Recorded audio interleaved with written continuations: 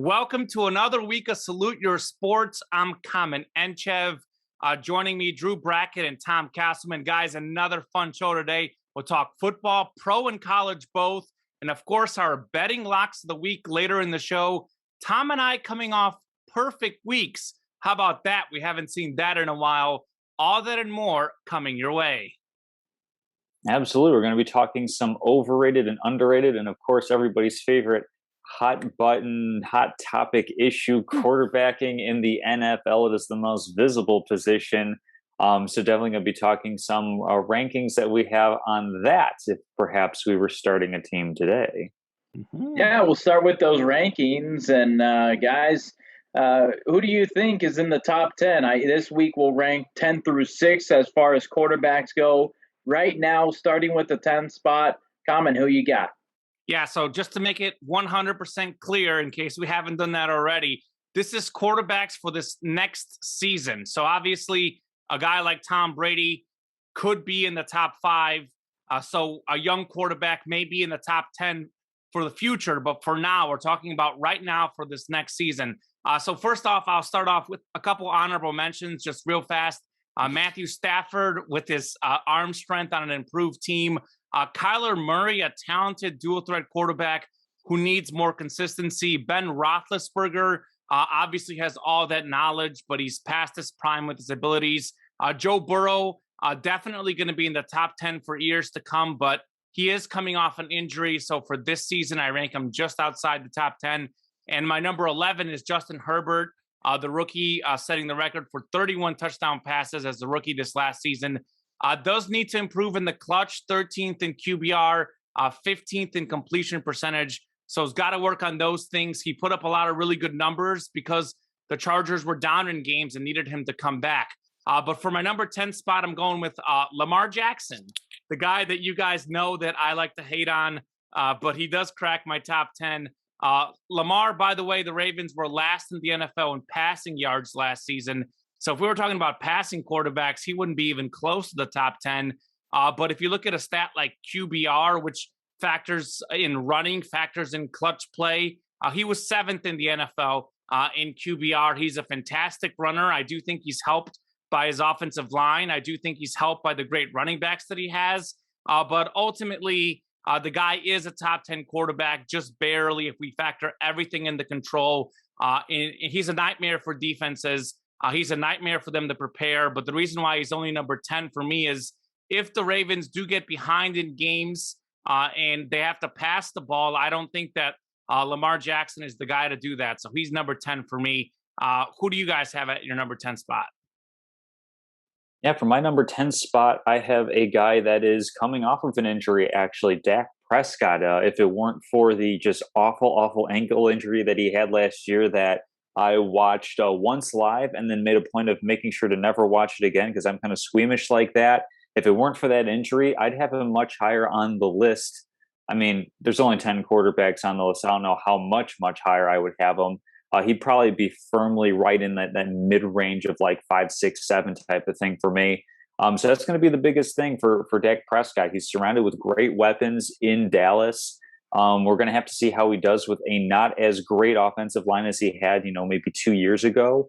Dallas was really banged up last year. They have a lot of good weapons. Defense is what let them down. So we'll see how Dak, with his freshly minted contract, comes back this year and plays for America's team. Yeah, I've got Dak at number 10, and then I have Lamar Jackson at number 9. Interesting. So we're sort of on the similar page about Lamar Jackson, Drew and I. I do have Dak higher on this list. You'll have to stay tuned for that. I did factor in assuming that he's healthy because I do think that is a legitimate question mark. But I'll get to him in a little bit. But as far as my number 9 guy, I will go down to Baker Mayfield for me as number 9. The 2018 number 1 pick. Did you not think he'd be in my top 10? Or I did not. I was trying to puzzle together when you had Air Bear and Murray out, who might be instead. So, wow, Baker Mayfield. Yeah, by the way, I'm very high on Kyler Murray, but he has to earn some consistency. So that's what I'm going with based on what we've seen. The reason why I do have Baker Mayfield here is that he showed last season a maturity to limit his turnovers. He went from 21 interceptions to just 8 for the Browns last season. The only guys who had less interceptions that played 15 to 16 games were Patrick Mahomes, Aaron Rodgers, and Ryan Tannehill. We'll have more on him in a little bit. So he really took care of the ball. He was 10th in QBR, so it shows you he made clutch plays. Drew Brees, by the way, was also in the top 10. So you take him out, the fact that he's retired, he's 9th out of the quarterbacks coming into the season in QBR. So the 9 spot's pretty good for Baker. I think he didn't throw for as many yards and touchdowns as we would have expected last season, but that's because that running game was great. He didn't have to. And OBJ got hurt. I think Odell Beckham Jr. comes back. I think teams focusing a little bit more on that running game they have. And I think Baker has a little bit bigger season in terms of yards and touchdowns, but he did show that he can pass when he needs to. 334 pass yards and 4 touchdowns against the Titans, 263 yards and 3 touchdowns in the playoffs against the Steelers. How about this? A Browns quarterback leading Cleveland to a playoff win over Pittsburgh. That was actually one of the biggest wins they've had in recent memory, honestly, probably in the last 40 years. So Baker Mayfield gets my number 9. Now, certainly hoping that he has a great season, as he is the Superflex QB in a dynasty league I am in with one of my brothers-in-law. And for me, number 9, I actually have, and don't yell at me because we're talking about this year, I have Tom Brady as the number 9 quarterback. He's surrounded by great weapons, but as we've kind of seen later on in his career, he's been very effective, but he doesn't have the same arm strength. He certainly doesn't have the same mobility, which wasn't that much to speak of to begin with. He's going to have a really good season simply because he is surrounded by great offensive line talent, great receiver talent, a really deep stable of running backs. But if we're talking just talent level alone, how good a quarterback is, I have Brady as number 9 on my list. So probably lower than you two guys have him.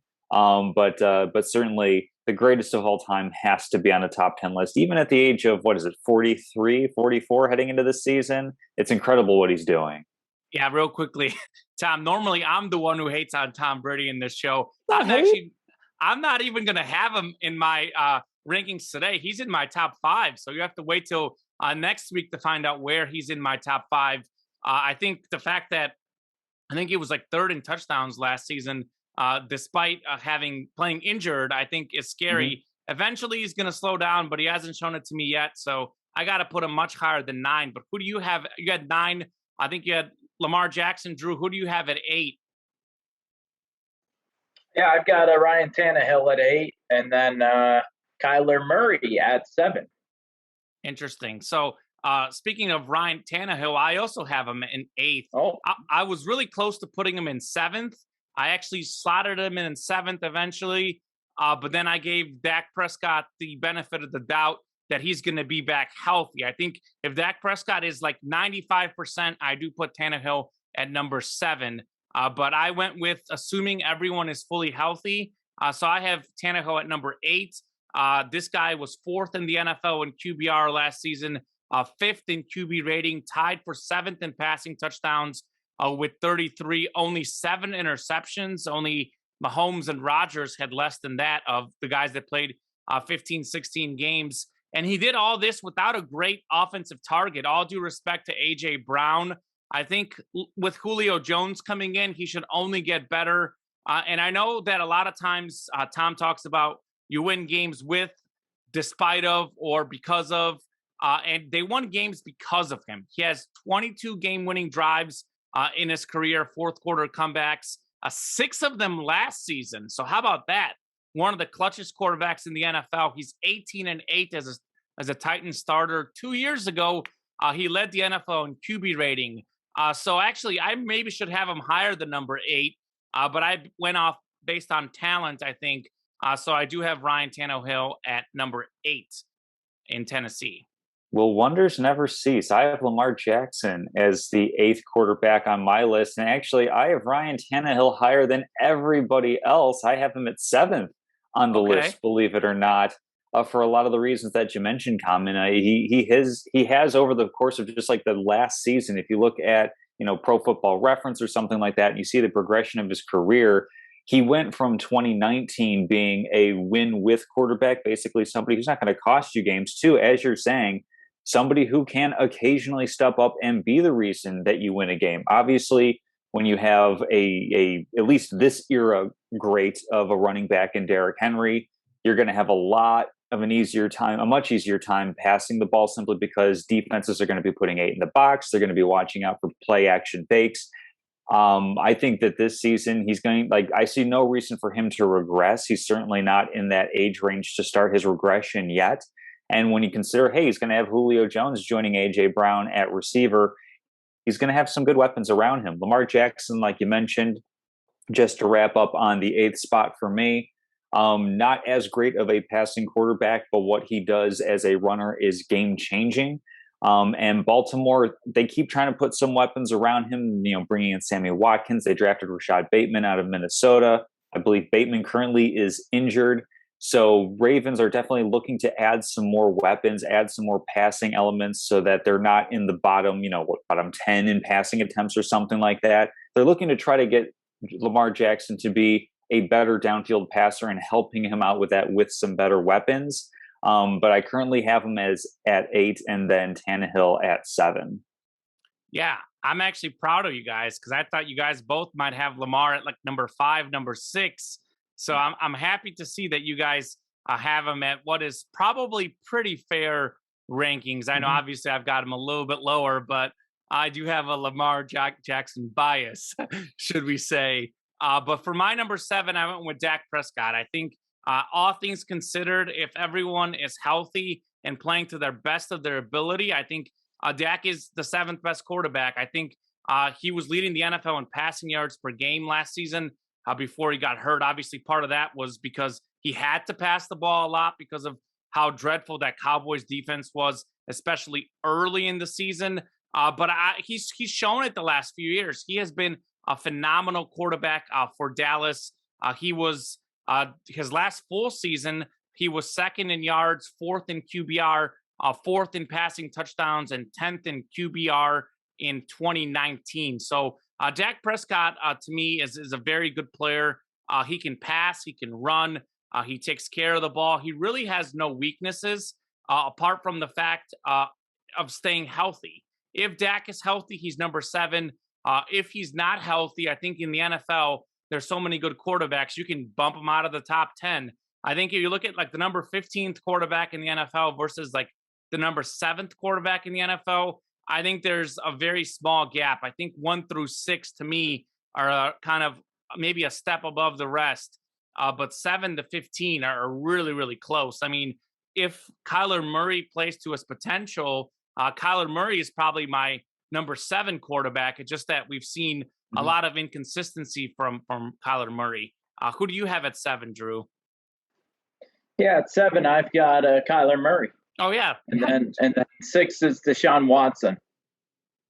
Yeah, wow, how about that? Our list looks pretty similar, actually, surprisingly, because I've got Deshaun Watson at number 6 as well, and he's just outside the top 5 for me. Like I said, I think he's one of the 6 elite quarterbacks in the NFL, assuming that he actually plays in the NFL, given all his off the field issues.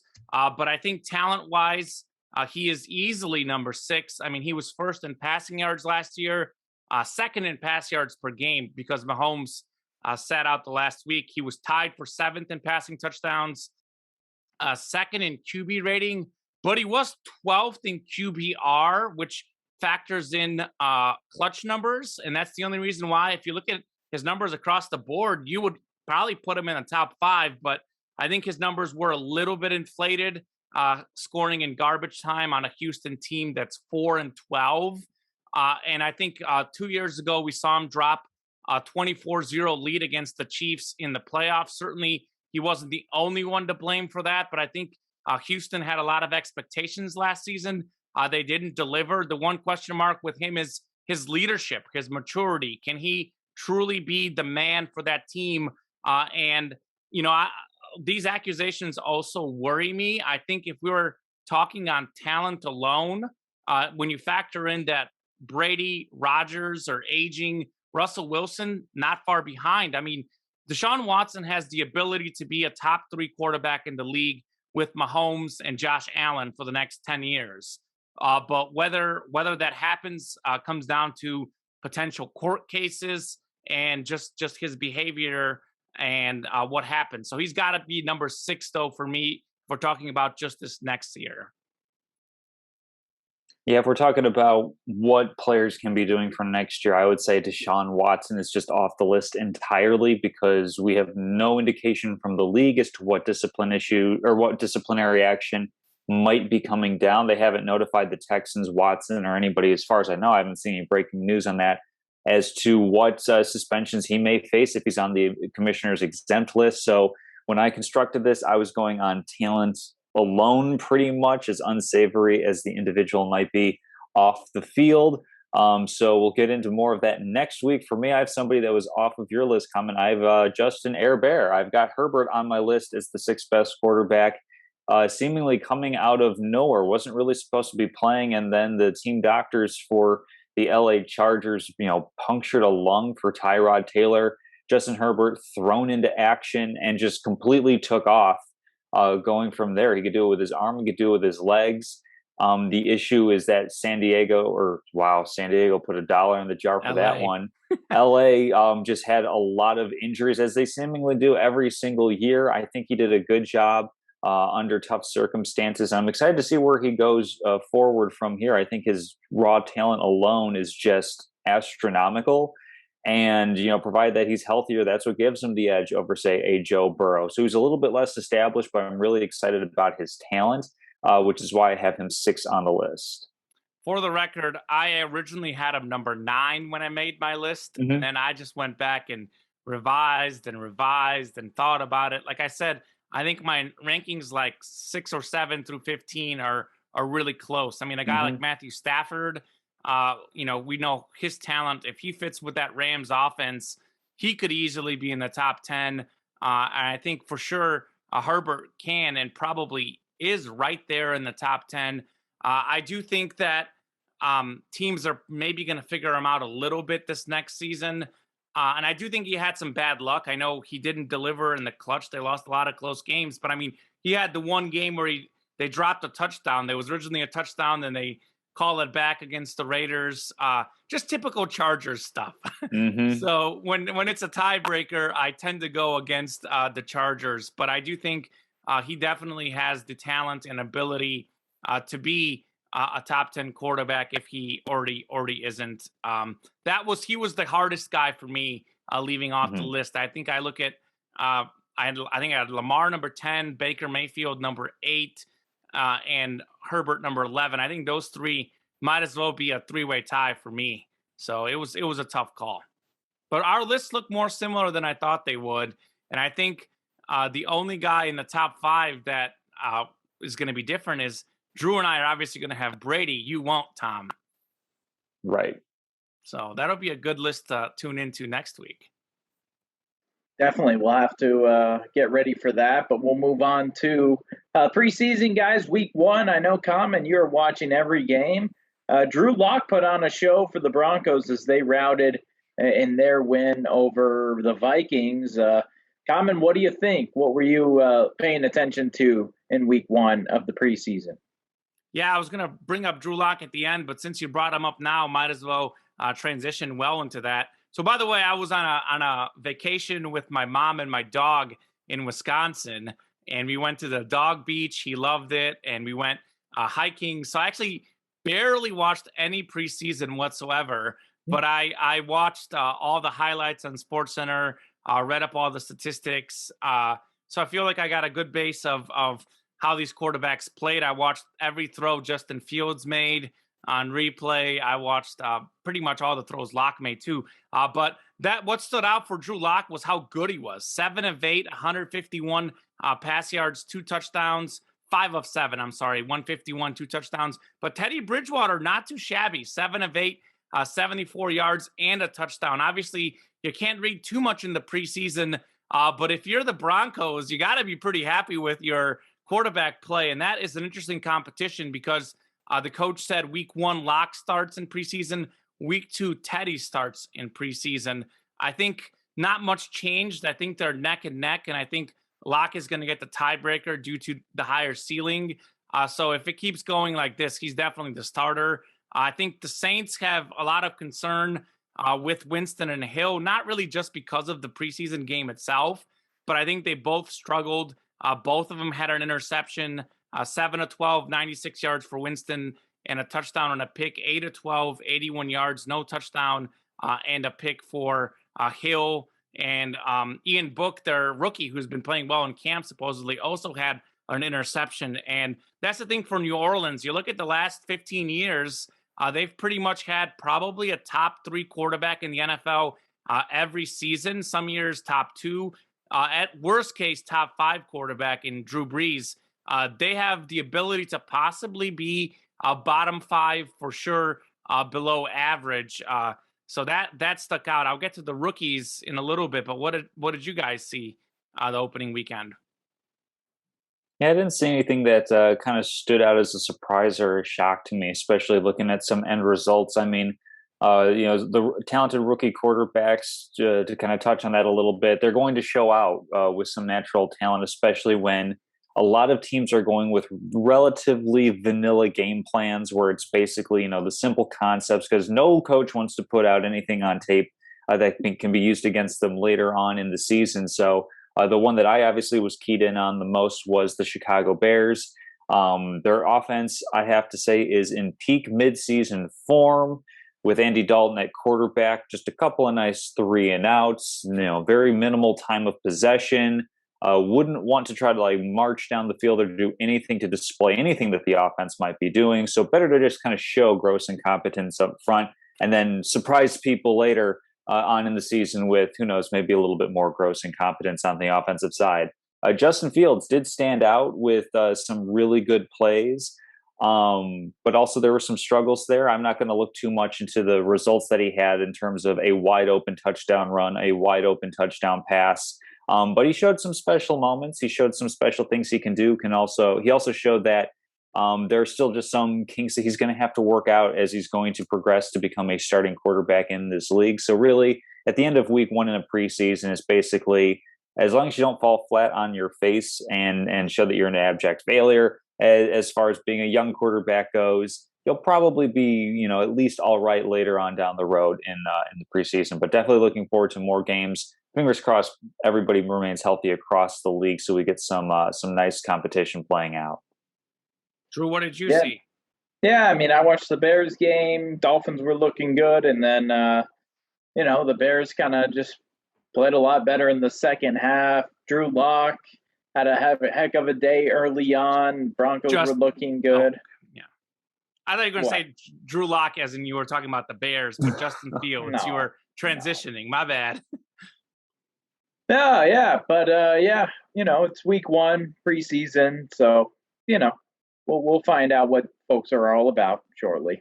Well, I do want to say this, a few things that stood out to me. First off, Tom, I will give Justin Fields a little bit more credit, especially on that touchdown run. I think he escaped the pressure to get in the end zone. I thought that was pretty impressive for him. And I think he said it himself in the postgame conference, maybe a little bit of arrogance, but he said that he thought the NFL was actually slow. They asked him if the speed was too fast. He actually said it was kind of slow.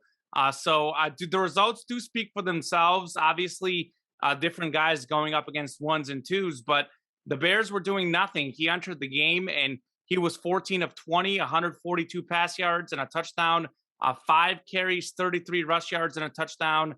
He showed his versatility and just what he's capable of doing. And I was very impressed with it, quite frankly. As a whole, I know this is week 1 of preseason. I know there's vanilla offenses. I know, it doesn't tell us a whole lot, but I think as a rookie quarterback, you'd still much rather play well than not play well. And I think all the rookies played pretty good. Zach Wilson, speaking of Manila, he threw a lot of short passes, but he was 6 of 9 for 63 yards, no turnovers. Trevor Lawrence, 6 of 9, 71 pass yards. Mac Jones, 13 of 19, 87 pass yards. Trey Lance, whose accuracy I questioned and who hadn't played in longest of any of these guys, 5 of 14 looked bad, but he also had 128 yards and a touchdown. He had a long touchdown pass where he got out in the pocket and showed his talent. So for me, I think what stands out is that these rookies showed that they can play. And I think it was interesting that Andy Dalton, Cam Newton, Jimmy Garoppolo, they barely played. So it's obvious these teams want to give their rookies a chance to play and prove themselves. And I think they did. As far as the Bears goes, I think a lot of Bears fans are hyped. If you look at social media and just the feel of the city, they want Justin Fields. And I know we talked about how the Bears want to start Andy Dalton, but Justin Fields has 1 or 2 more of these preseason games. The Bears are going to have to succumb to the pressure, and they will start Justin Fields come week 1. And I'm excited for that, for sure. Oh, definitely. Tom, any more thoughts on preseason week 1? No, I don't think we need to put too much stock in anything that we're seeing. All right, love it. We'll move on to the college football AP Top 25. First rankings came out. Speaking of preseason, Bama number 1, Oklahoma number 2, Clemson, Ohio State, Georgia round up the top 5 as you would expect. What do you think, Common? Who's ranked too high? Who's too low? I think Ohio State for me is just a little bit high. I do think, obviously, if they win the Big Ten, they have a chance to get in the playoff.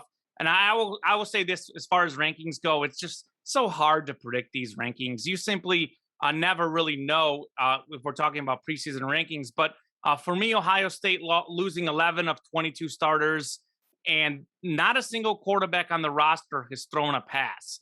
Losing Justin Fields, I think, really hurts them. I know C.J. Stroud is a big star. He's a very high recruit, likely to win the starting job. But I look at teams like Alabama and Clemson.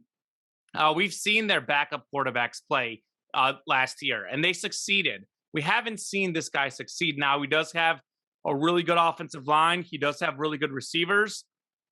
But they also don't have the same running backs that they had from last season. They don't have the same defense, which was already a little bit of an Achilles heel at times. So I look at a team like Georgia. I think Georgia probably better than Ohio State.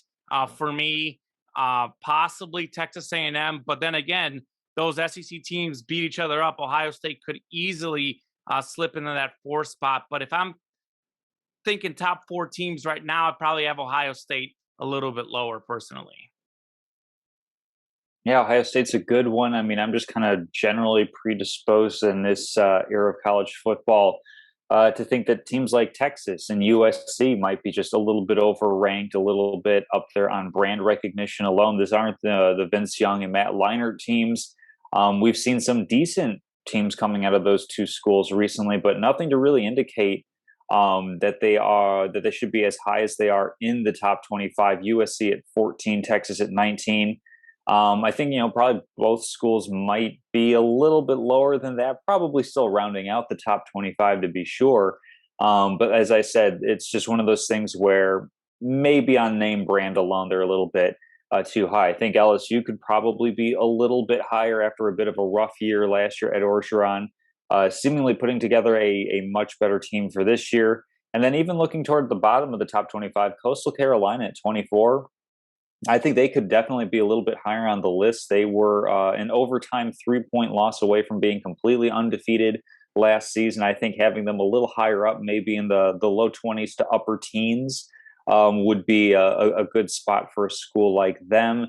And then, if you can say a team at 3 is underrated, the Oklahoma Sooners, I think they have the best quarterback of anybody in the top 4 or 5, and that alone is worth its weight in gold. I know that the Big 12, not the same caliber of conference as the Big Ten and the SEC, but certainly Oklahoma has a very good shot at running the table, being undefeated all season long, heading into the bowl season and the playoffs, and being 1 or 2 by the time the end of the season rolls around. I'm fairly confident that they have the best shot of doing that, even more so than Clemson or Alabama, who are kind of working in new players on the offensive side of the ball that may take things a little bit longer to gel than they normally would.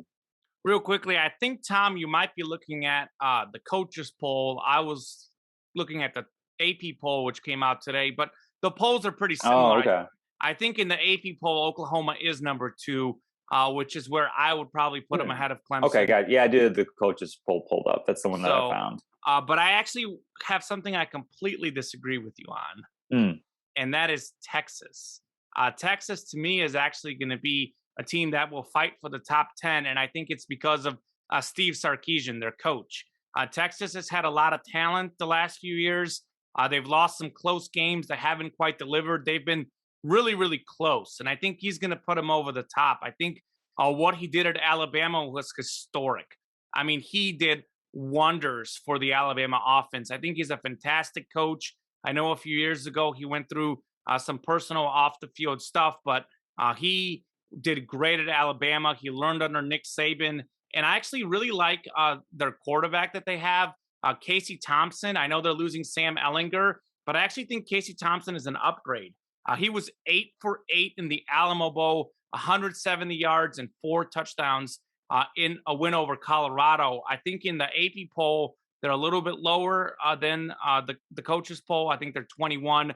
I think you referenced them at 19 or 16? 19 in the coaches poll. I'm pulling up the AP right now. So the AP, in the AP, they're at 21. Right, they're 21. So I mean, I look at Texas to be in the top 10. I don't think they're going to beat Oklahoma, but I think that they might be the second team in the Big 12. Iowa State, I think, is number 7. I also question that ranking a little bit, just as simply because they got to prove it to me. I do like their coach, Matt Campbell. I covered Arkansas State against Toledo back in 2015, 2016. He was a great coach over there at Toledo with Kareem Hunt. You might remember that name. He's done wonders at Iowa State, but they got to prove it to me. I know they have, I think Bryce Hall is coming back, but it just felt to me that they overachieved a little bit. I think they lost to Oklahoma early in the season, or they beat Oklahoma early in the season before Oklahoma figured it out. So I actually look at maybe Iowa State and Texas to sort of flip that 7-19 ranking for me in the Big 12. But I think, as always, it's very, very hard to forecast these preseason rankings. Things just completely change, and you never know how new players will deliver. Is there a team to you guys that maybe isn't in the top 25 that you think is going to be in the top 25? Because I've got a good one personally. Well, yeah, Mizzou, man, where are they at? Our Mizzou Tigers, the alma mater. Not the team I was going to go for, but I do think Mizzou has the potential to be in the top 25. They've got the quarterback situation figured out with Connor Bazelak. That's the first thought in my mind was pick Mizzou, but I'm going to go with another SEC team, and that is Ole Miss. I think Ole Miss is 25th in one poll, 27th in the other, just outside the top 25. But I like what Lane Kiffin is doing. They returned 18 of 21 starters. I know they started 1-4 last season, but they lost to Alabama. They lost to Florida. Down the stretch, they were 4-1. They won the bowl game. A lot of confidence and momentum that's going to give them. And how about this? In the SEC, which we know is probably going to be the COVID hotspot in college football, Lane Kiffin and his program, 100% vaccinated, all the coaches and players. So obviously, someone could still get COVID even if you are vaccinated, but chances are much less likely to get COVID and probably not out for nearly as long. So I look at some of these other SEC teams that could be hit by COVID. Ole Miss, I think, will have a competitive advantage, maybe not getting hit by COVID as much because they are all vaccinated.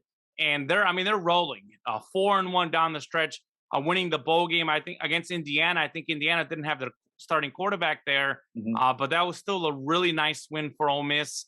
And they put up points last season. The question mark is their defense. Will they hold up? I don't know. But, they put up 48 against Alabama, I think, in week 2 last season. I think 35 against Florida. So Ole Miss has a really, really good team.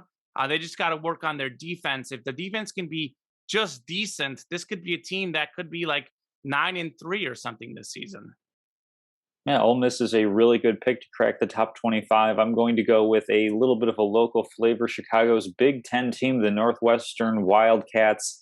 It seems like every single year, Pat Fitzgerald finds a way to get his team to win some sort of grindy 10-7 game against Wisconsin or Iowa and put them, square in the top 25, getting them a decent bowl game. Some years they just fall flat on their face. Some years they actually kind of run the table against whoever they're playing in a bowl game. So Northwestern, I usually feel, is a pretty solid pick when they're kind of hovering around the top 25. Looking at the coaches poll, they were just a couple spots outside. Looking at the AP poll, they were a little bit further down, probably like late, like in the 30s or, something like that. I mean, they have enough talent and they have enough grit. They have enough just like good coaching, style of play, whatever magic that Pat Fitzgerald is able to bottle. I think they could probably crack the top 25. I mean, it's going to be toward the bottom, but I think that they can definitely be in there. Interesting. Drew, anything that sticks out to you in these college rankings? I know you're certainly looking forward to the college football season. Oh yeah, week 0 next week. Is that already? It's starting yeah. next week. Is that right? Yeah, week 0. So what is week 0? Just like the week before week 1? Yeah, it's the week before week 1 where some teams play, but it's not like the huge week. So what's the first college football game? You probably know this.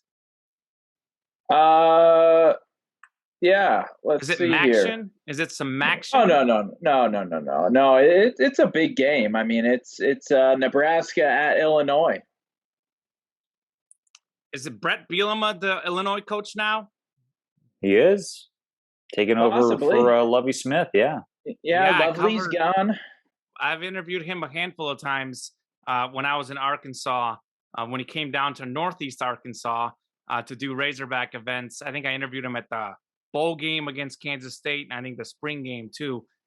Brett Bielema, I think, is a good hire for Illinois, but I think Lovie Smith was a great hire for Illinois. So they've got a lot more problems than the head coaching job, and Nebraska has had some problems in returning to glory. So I mean, that's not necessarily a really high-profile game, in my opinion, at least. I mean, it's a Big Ten. Big Ten game on Fox, man. Huge game. All right. I mean, the ESPN game is Hawaii at UCLA, so there's your high-profile game. Over under on Drew being awake for kickoff on that one. Good Lord. 3:30 Eastern. Of course. Oh, they're doing afternoon. They're not doing Pack After Dark. Nice. No. The late game is UTEP at New Mexico State. So that's a late one. 9:30. Well, 10 o'clock is Southern Utah at San Jose State. So that's really late. So they're going to help you out there, huh? Yeah. Bruins have the afternoon game in Pasadena. Excellent. Who's UCLA's coach now? I can't remember. UCLA, Chip Kelly, of course. Chip Kelly, that's right. Chip Kelly is their coach. I'm thinking of Arizona State, I think, where Kevin Sumlin was coaching. That's Herm Edwards. That was Arizona. Herm Edwards is Arizona State. Kevin Sumlin was Arizona, and they lost like 50 gajillion games in a row. So there's that. Yeah, Arizona had a tough year last year. Well, I'm looking forward to seeing what's going to happen this year because I think you look at Alabama, Ohio State, and Clemson, the top 3 teams in the country, all have new quarterbacks. So it's going to be an exciting college football season. I am certainly looking forward to it. We're going to talk much more here in the coming weeks. We might do a little national championship preview. Of course, I'll probably pick Alabama as I always do. When you're not sure, just go Bama. Although I've been thinking about it, Tom, and I might disagree with you on Oklahoma. I think Clemson might be better. Their quarterback, I'm not even going to try to pronounce his name right now because I wasn't prepared in my head to say his name. Uiagalelei? That sounds right. I'll take your word for it. I don't want to butcher that. There's a whole pronunciation thing on my notes that I promptly deleted.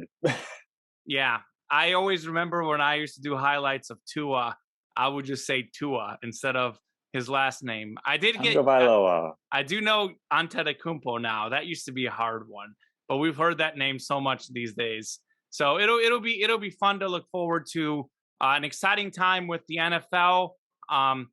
Starting up, college football starting up, and baseball actually sort of starting to wind down, guys. I mean, Field of Dreams game was pretty crazy. I know Tom is a big White Sox fan, I actually turned on the Field of Dreams game at the right time. Of course, I saw the intros on social media, but I was on vacation.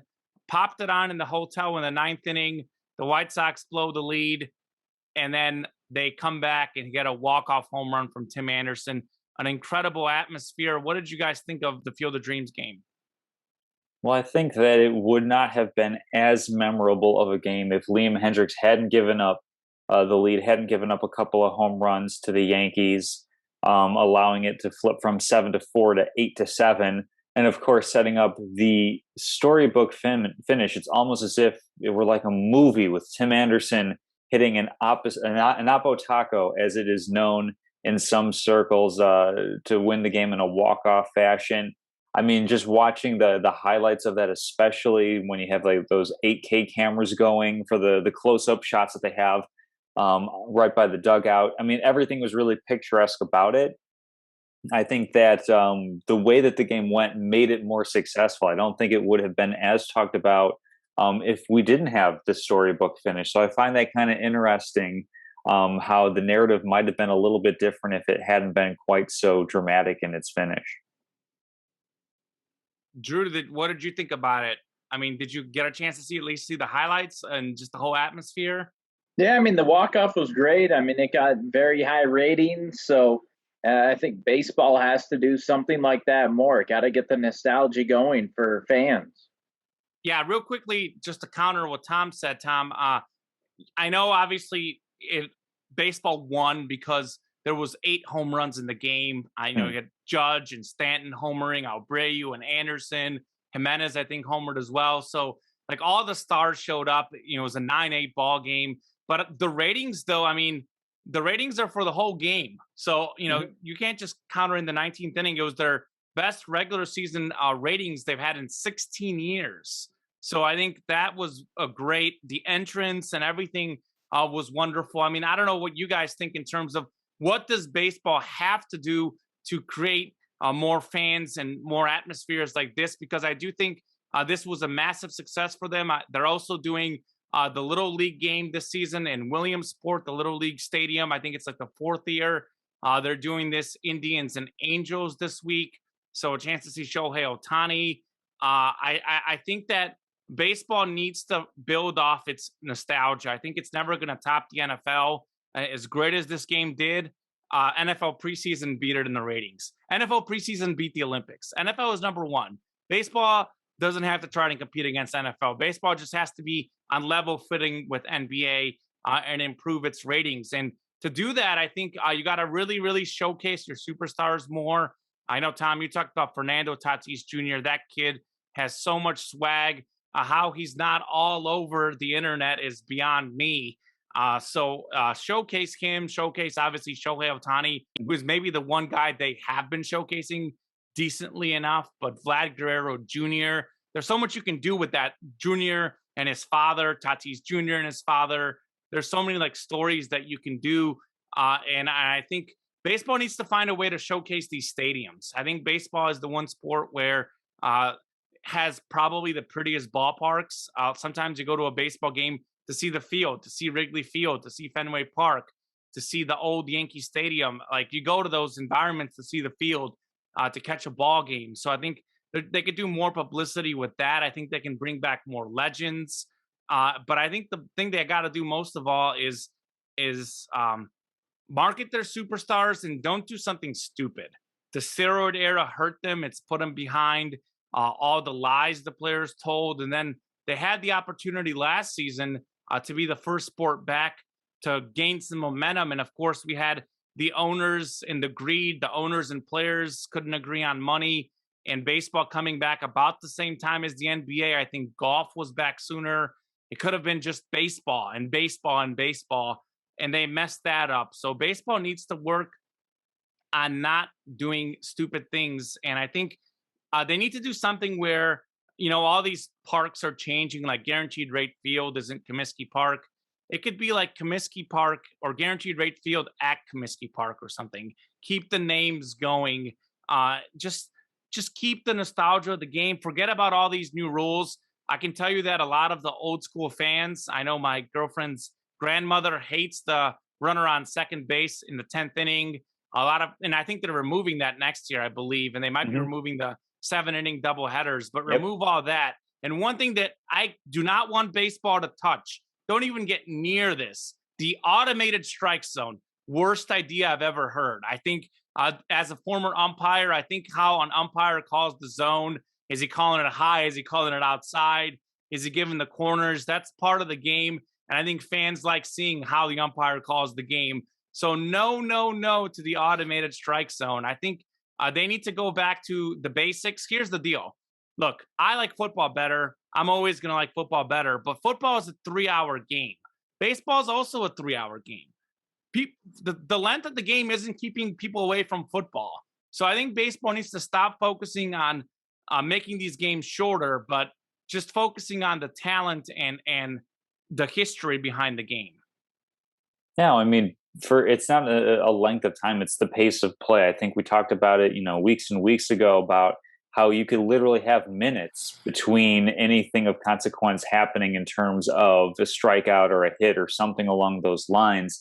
There's a couple different ways of doing that, but to touch on the Field of Dreams game, I mean, the ratings, obviously there's an appetite for this stuff. And I think that, they need to build off of this momentum that they do have with the game. I think exhibitionism has been a part of baseball's history in terms of barnstorming, of teams going to different places and playing in different places. I think the biggest obstacle, and Common, you touched on it with how the pandemic was handled within the game, is going to be money. Are team owners going to be willing to give up a gate to go play in, let's just say, like Albuquerque, New Mexico, to go play in Durham? Drew, help me out. Is that North Carolina or South Carolina? Yeah, Durham. Yeah, it's North Carolina. Yes. Right. Going to play in these other places where, I mean, there obviously is an audience. Not a lot of states have baseball teams. Go to, say, like Jackson, Mississippi. Major League Baseball team. For sure, yeah. Major League Baseball teams. Of course, there's been a contraction with minor league as well, which kind of plays into this issue of you have a lot of communities that are hungry for baseball, but if you're from Idaho or Wyoming or Nebraska, like who's your team? Like, that's a more difficult identity. So basically, going around to different places, I think, is a great way. And you can have a smaller stadium. I think there weren't a whole lot of seats at the Field of Dreams game, maybe like 20,000, something like that. You can have a really great atmosphere with not a lot of people. So I think that's definitely something baseball needs to capitalize on. And then, yeah, with pace of play, it's basically, changing how strike zones are called, I think, is a good one. Instead of having the zone go up and down, have it go side to side the way it did when you had like Greg Maddux going up against Barry Bonds in the 90s type of thing. Changing how umpires call a game, maybe changing how many bullpen arms can be on a given team, limits how much pitchers can max out. So instead of throwing a baseball, everybody throwing 98, 99, 100, you kind of by necessity bring that back down, allows for more contact, more balls in play. That's going to be the sort of thing that brings baseball back more than 7-inning games, runner on second, that sort of thing. Sure. Yeah, I think so. I do think baseball is in a tough spot. I don't know that they're going to get to where the NBA is, because that's the main difference between baseball and the NBA. I think the NBA stars are so much more well recognized. Like, if you saw some of these baseball guys on the street, you might not recognize a lot of these superstars, and that's baseball's problem. I think the core is and I know the NBA has a ton of star power, but baseball isn't too far behind. I think there are superstars. They're just not marketing them well. And I do think baseball, could be marketed more to different demographics. I think you look at how many Latin players are in baseball, how much more they can market that to that type of community. And I think baseball needs to also prop up its African-American players, like Tim Anderson hitting the home run. I know baseball's had a decline in African-American players. I mean, we had Ken Griffey Jr., we had, Barry Bonds, Gary Sheffield, Frank Thomas. I mean, who is the best African-American player in baseball right now? I'm trying to think off the top of my head. Probably Tim Anderson. Probably Tim Anderson. So yeah. I think baseball needs to try to hit on some of those different demographics, because I think baseball has the potential to hit on a few more people. Because if you're a young kid and you want to be the next LeBron James, I mean, that's what a lot of kids want to do. They want to be Stephen Curry. They want to be LeBron James. They don't want to. They don't want to be Tim Anderson. Mm-hmm. So I think they're always going to have. I mean, Tim Anderson himself has said baseball is boring. Like, he has a basketball background. I think the biggest difference between, Major League Baseball stars and, say, NBA stars or NFL stars is the usage opportunity. I mean, the best players in the game are getting 4, maybe 5 at-bats in a game, as opposed to, LeBron James, Steph Curry, they're touching a basketball every single possession. That's where, the pace of play and having the ball in play is going to be so vital for baseball going forward. It's not about how much or how long a game is, it's how much action is in the game. With the NFL, you have lots of action every single play. Same thing for basketball. With baseball, you need to get the ball in play more often. You need to have guys like Tim Anderson, Fernando Tatis, Manny Machado, Juan Soto, guys that, can really flash the leather, make great defensive plays. Javi Baez, for crying aloud. More opportunities for that sort of thing. You need to kind of fine tune the game for more action as opposed to more runs, because home runs are great. Chicks dig the long ball, as the saying goes, but you got to find other ways to get other players involved if you want to make the game more marketable than just the regional sport that it is. You know what I like in baseball? I like the small ball. I like the bunting. Mm-hmm. Let's get bunting back in the game. Well, I think that's one of those things too, against those shifts where you've got like guys playing short and second base, the third base line is wide open. Why don't you just bunt the ball down the third base line and get a single? I mean, come on. I want to see that. That's what I want to see. I want to see a big man get up there and bunt the ball. I want to see like the home run hitter, like Pete Alonso or like Anthony Rizzo, or I'm trying to think. Wouldn't you rather see them hit a home run? I mean, statistically, why would you do that though? Yeah, the math's not great. Moneyball, let's get on base. I think it would be funny. I think it'd be fun if guys did that more often. I agree. Just looking at, I'd have to look up the math chart, but I'm pretty sure even if you bunt and get on base, that's still not as, or maybe it's something with sacrifice bunting. There's a chart about like run expectancy or something like that, where bunting just doesn't bear out as being a good move, like 99% of the time. I don't like sacrifice bunting, but bunting for a hit, I can get behind. Potentially, yeah. I don't know. We'll have to pull out the charts, Mr. I'll get the abacus ready. The abacus. I like that. That's some good vocabulary. That's the vocabulary word of the day from Tom Castleman. Abacus. Drew probably doesn't even know what that means. I do. I'll have to think though. Exactly. I rest my case. What do we got next? Locks of the week? How do we do? Locks of the week. What a week for Tom Castleman and I. 3-0 week. I had the White Sox minus a 1.5 over the Twins, 11-1. Got that one easily. Yankees minus 1.5 at the Royals. The Yankees winning 8-6. It was a weird game where I kind of had to sweat that one out. I think they were up like 1 in the 9th inning. The Royals come back to tie it. And then in extra innings, they scored, and then the Royals scored. They went to like 11 innings or something. And the Yankees finally scoring a lot in that last inning, winning by 2. And I had the Brewers minus 1.5 over the Cubs.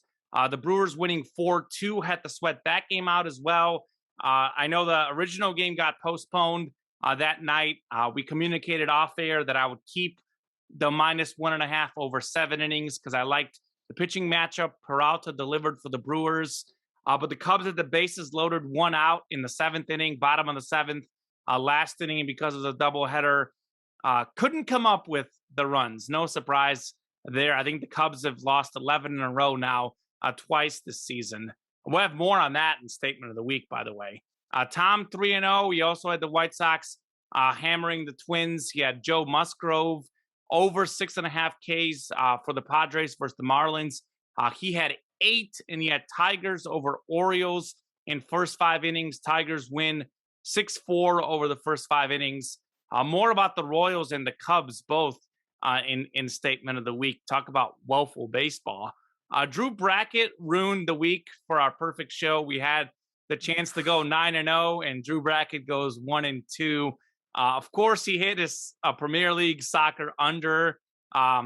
Arsenal and Brentford. 2-0 Brentford. How about that? Brentford hadn't been in the first division in years, re-entering the first division, winning 2-0. The last time they've been in the Premier League was like in the 50s or 60s, and their last match was against Arsenal, which they lost back then.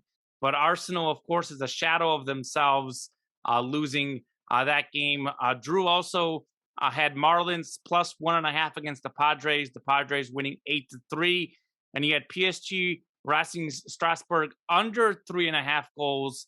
No Messi in that game, but no problem for PSG. They won 4-2, 6 goals in that one. So missed that one pretty bad. Drew, what do you have this week to redeem yourself?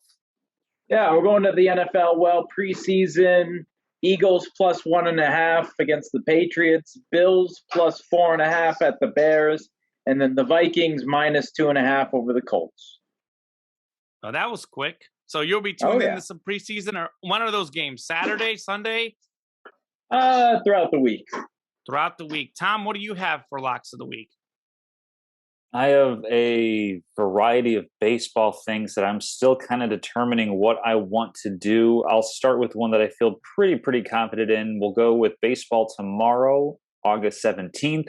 The Blue Jays are on the road. I will have them covering minus 0.5 runs in the first 5 against the Nationals. Alek Manoah has been a pretty solid starting pitcher. Eric Fed for the Nationals has not. So give me the Blue Jays on the road covering minus 0.5 runs on the first 5 innings. Let's see. I think I will go with the Tigers. They did well for me on the money line in the first 5 last week. Casey Mize on the bump again, going up against Dylan Bundy, a classic fade for this show, common that you and I have dabbled in many times. Or at least a couple of times. I don't know if many is enough to say. Yeah. At minus 125, Tigers on the money line against home or at home versus Dylan Bundy and the Angels. That is also on August 17th. And I'll take Brewers minus 145 on the money line on the road against St. Louis. Corbin Burns has been fantastic for the Brew Crew. Adam Wainwright has been solid at home, but I think the Brewers are going to extend their 10-game lead on the road. Yeah, that NL Central is a mess. Yeah, Dylan Bundy has done pretty good, both of us fading him. I think we've both done it at least twice. I know I've done it at least twice, if not 3 times. So that one will probably hit. For my locks of the week, I'm going to go all baseball. I'm going to go all tonight. So a little bit later tonight, I'll go with Monday night, White Sox and A's. I like the A's at minus 115 on DraftKings to beat the White Sox. White Sox just 16-21 against teams with winning records. Just lost 2 out of 3 against the Yankees. I love the pitching matchup here for the A's. Dallas Caico versus Frankie Montas. Frankie Montas, road ERA 3.49, home ERA 4.40. So he's actually better on the road than he is at home. So this game in Chicago, of course. And Caico has allowed 4 or more runs in 3 of his last 4 starts. Last time Montas allowed 4 or more runs, how about this? June 21st. This guy is absolutely dealing. A 2.30 ERA in July, 3.00 in August. A's have won the last 3 games he started. Let's make it 4 in a row. Oakland, by the way, 8-2 in their last 10 games, playing some really good baseball here. Moving on tonight, more baseball. I like the Giants, minus 1.5 over the Mets at minus 110 on DraftKings. So the Giants to win by 2 or more. The Mets just got swept against the Dodgers, losing by 10 on Sunday. Kevin Gausman on the mound for the Giants. He's 11-5 with a 2.29 ERA. Rich Hill has a 4.05 ERA this season, but he struggled lately. In his last 7 starts, he hasn't pitched more than 5 innings, and he's allowed 3 or more runs in 5 of those 7 starts. The Giants just keep on winning. 40-18, have the best home record in the MLB. Look for that to continue. They should win by 2 or more against the Mets. And finally, how about some plus money here? I like the Indians plus 115 at the Twins. Again, I love the pitching matchup here. Griffin Jacks for Minnesota, 5.45 ERA this season, 6.14 at home.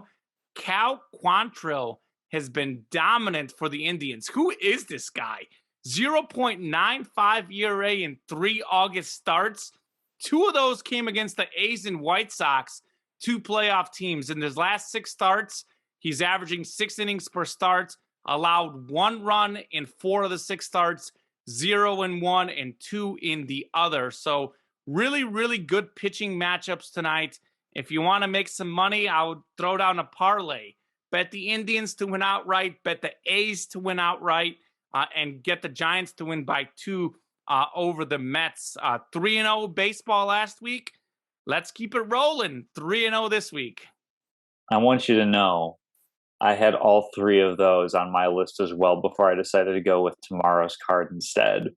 Excellent. Well, we could have been lined up, and the results would not have mattered to the standings whatsoever with those games. Yeah, keep it. By the way, in the standings, Tom, I think I'm half a game ahead of you right now. Mm-hmm. So the standings are really, really close. Drew has all of a sudden faded in the back, but the standings are very close. I'll tell you this, Tom, that makes me feel better because lately when we go with the same picks, I mean, last week we both had the White Sox.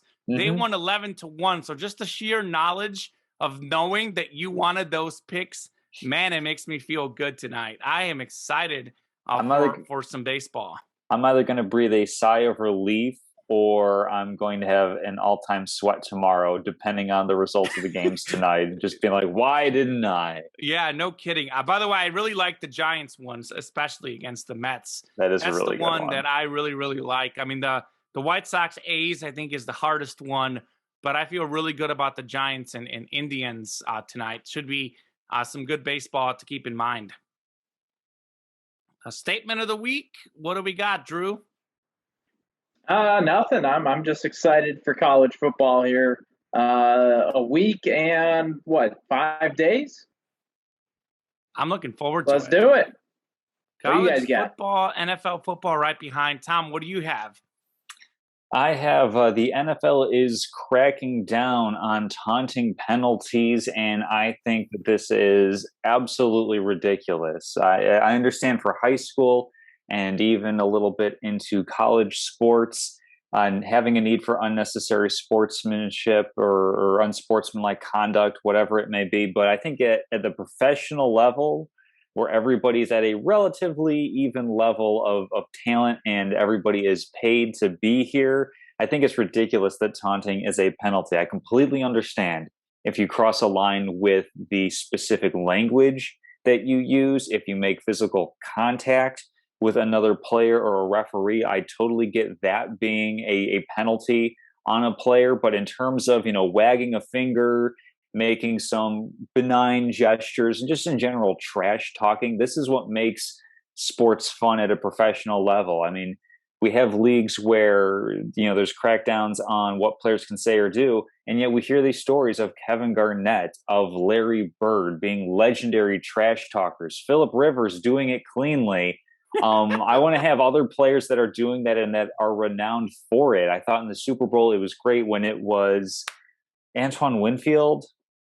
I'm blanking on the safety for Tampa Bay, who I think earlier in the season Tyreek Hill burned him when the Chiefs played the Buccaneers. Antoine Winfield's in Minnesota, by the way. I don't know why I said his name, but Tyreek Hill burns a safety. Call for help. Call for help. Yeah, that's what he did in the game. And then in the Super Bowl, the player, talking back some trash at him. I thought that was a great moment. The game was already out of hand, so the 15-yard penalty didn't really do much to affect the outcome of the game. But that's the sort of thing that, as a spectator, makes the game really enjoyable to watch.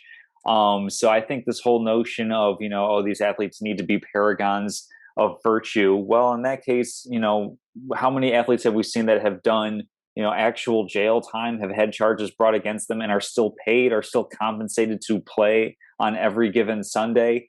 I think having a little bit of good-natured, or even not necessarily even good-natured, just relatively clean trash talk should be more than permissible, and actually a lot of fun to see on a football field, basketball court, and MLB stadium, anywhere that you can have that sort of thing.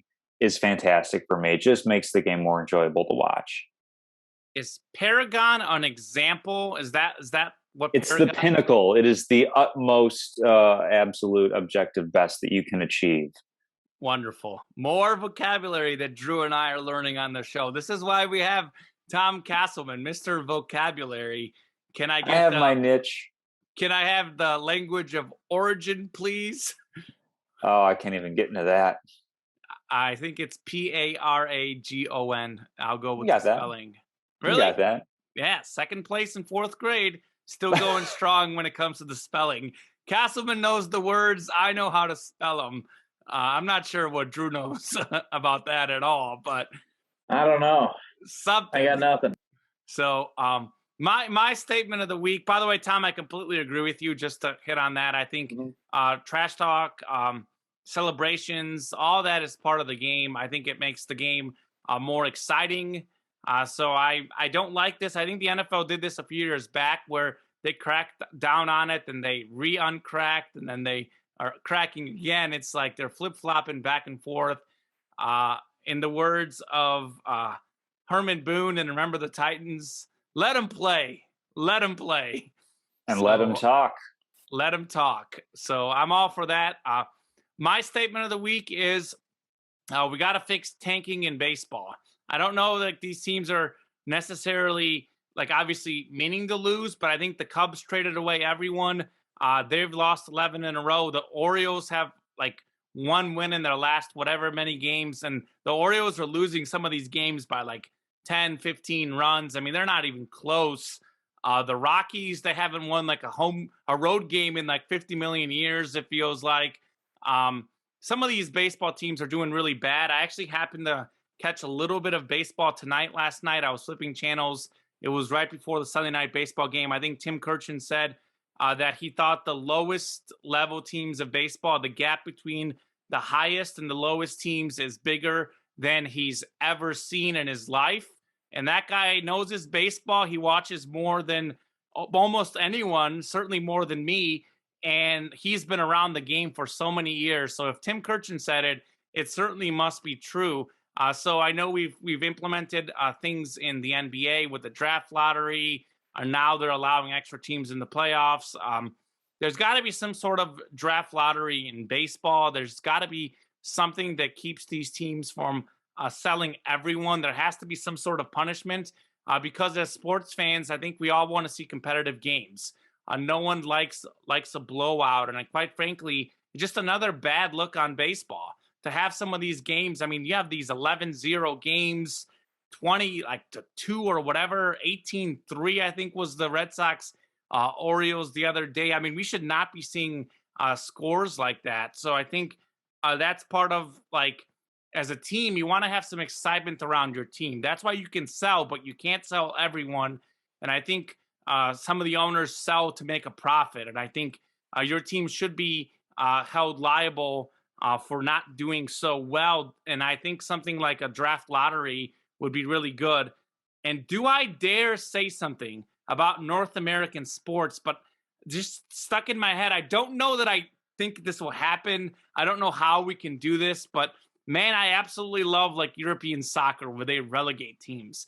You finish in the bottom 3. How about we send you to the minor leagues? How does that sound? You play one season in the minor leagues. Let's see how they'll do afterwards. What about the NBA teams? Send those guys from the hotels and the 5-star life they're living, send them on the G League buses. How cool would that be?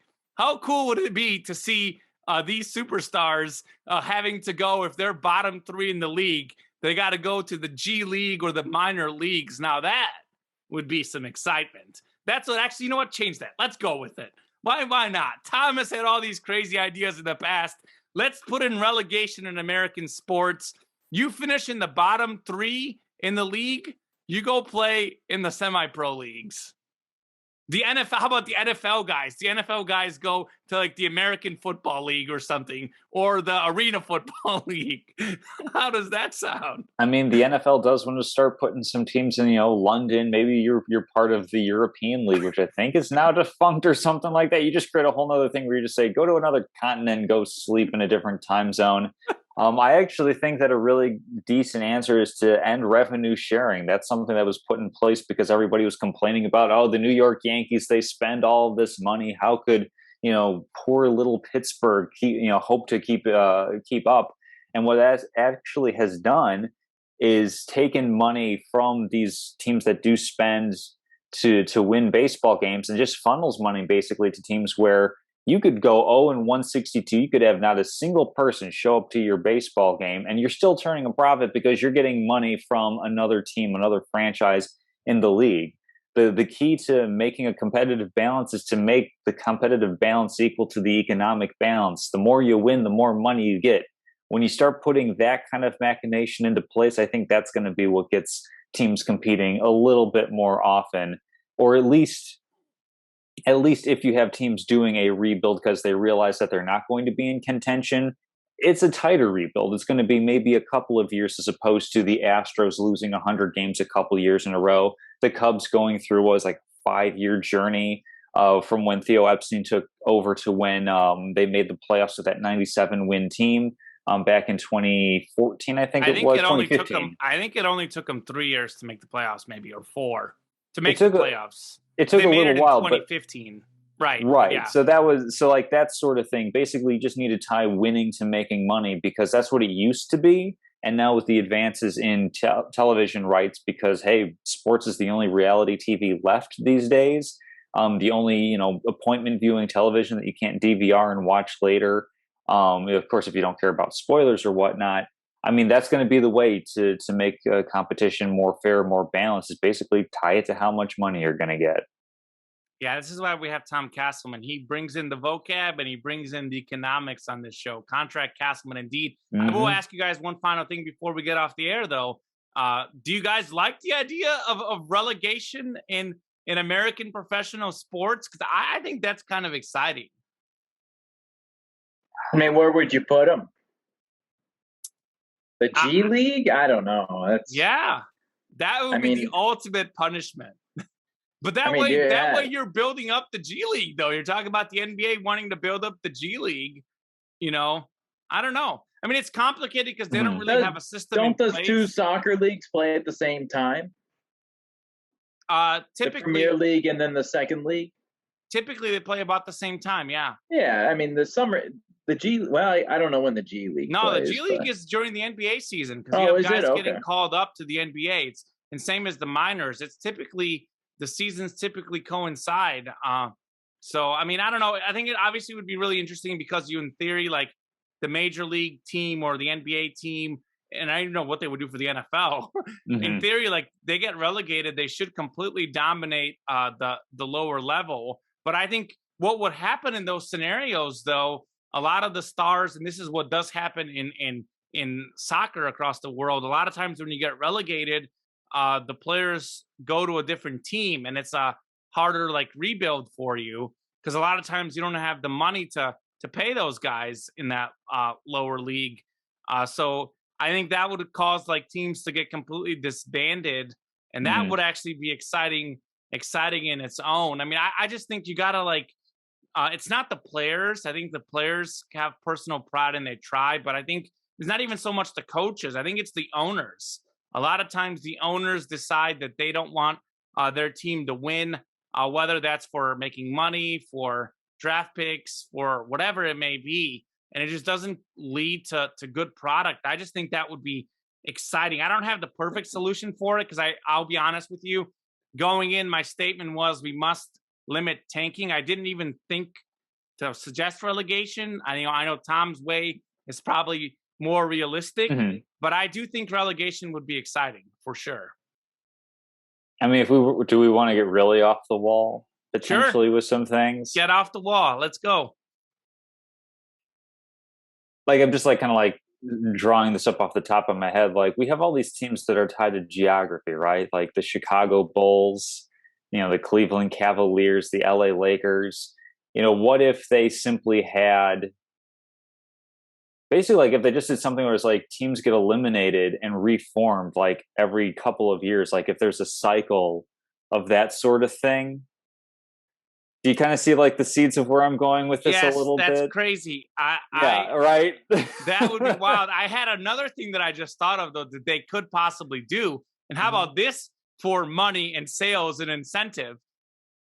Maybe this might be even better than relegation and more realistic, because in America, we don't have the relegation system. But how about this? You make the losing teams play like extra road games. Like you go from playing 50-50 home and road. Maybe all of a sudden you're forced to play 75% of games on the road.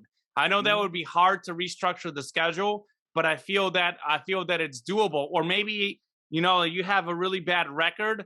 They make your schedule harder next year. Just something like that. But I do think the road games one could be good, because then you're not profiting off ticket fan sales. So you have more incentive to win if you're told that your team is going to all of a sudden have to play 75 road games, which, by the way, this could be an interesting way to determine the NFL, the home versus road splits. How about you take the top 16 teams in the NFL each season and you tell them you want the extra home game next season? I know they're doing a rotation system, but that could be something good for the NFL. Sure. If you're in the top 16, you get yourself an extra home game. That is also doable. No, I like that a lot.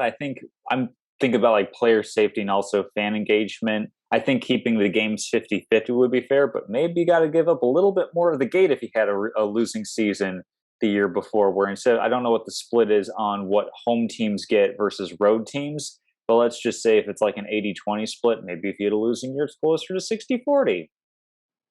Yeah. That way it keeps players a little bit healthier. Sure. Money talks. If you do something with the money to incentivize winning. What is decentivize? What is the word that I'm trying to say? Incentivize and incentivize. Yes. Incentivize. Yes. You're supposed to know this, Tom. This is your niche. So, it got me thinking about it, though. When I start thinking about the words, it kind of falls apart. That's true. It comes naturally. So yeah, I mean, that I think they got to do something. I know some of our solutions are off the wall, some less so, but I think tanking in general just does not belong in sports, and I'm not a fan of it. I don't like seeing teams get blown out.